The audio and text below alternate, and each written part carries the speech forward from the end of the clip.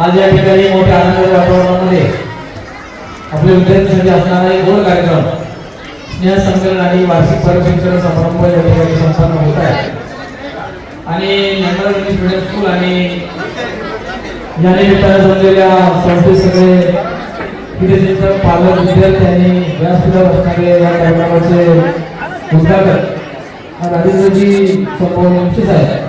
त्याप्रमाणे आजच्या कार्यक्रमाचे अध्यक्ष म्हणून आपलेले आहेत ते आदरणीय संस्थेचे अध्यक्ष आदरणीय दादा.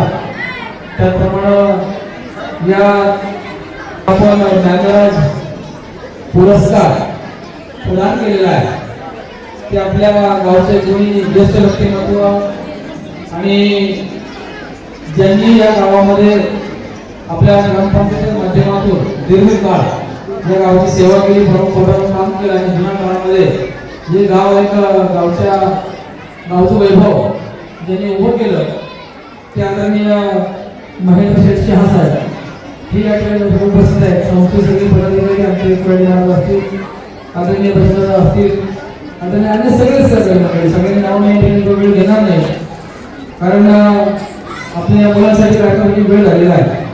परंतु हे दादांनी आणि सगळ्या सहकार्यांनी गावामध्ये एवढं होतं इंग्लिश मीडियम स्कूल 2001 सालापासून मला वाटतं सुरू झालं असावं आणि आज जवळजवळ 25 वर्ष या विद्यालयाला पूर्ण झालेली आहे आणि आजपर्यंत अनेक पाहता या गावामध्ये इंग्रजी माध्यमाची शाळा जी गुणवत्तापूर्ण शिक्षण देते सातत्याने चढता आले आणि या ठिकाणी कष्ट केलेले सगळे शिक्षक वृंद आणि त्यांना सपोर्ट करणारे सगळे मॅनेजमेंट यामुळे या गावामध्ये हे या ठिकाणी मोठी मॉडेल स्कूल एक चांगली शाळा ही उभी राहिली आणि जी या निमित्तानं ज्ञानदान करण्याचं काम या नव्या पिढीला आपण या ठिकाणी करतोय.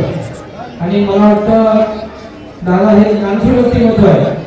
दादांनी अनेक मंदिरांना त्या ठिकाणी बरंच देणग्या दिल्या असतील पण ज्ञानाचं मंदिर उभं करण्याचं काम या गावामध्ये या नव्या पिढीला नव्या काळाबरोबर इंग्रजी माध्यमाची शाळा उभी करणं हे जिकिरीचे काम गावाच्या अन्य सगळ्या सहकार्यांच्या सोबतीनं या ठिकाणी जे केलेलं आहे ते तर वाटण्याचा जोग आहे.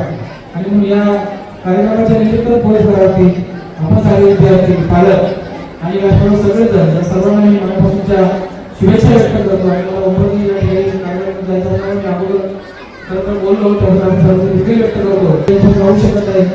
जय शिवाय. धन्यवाद.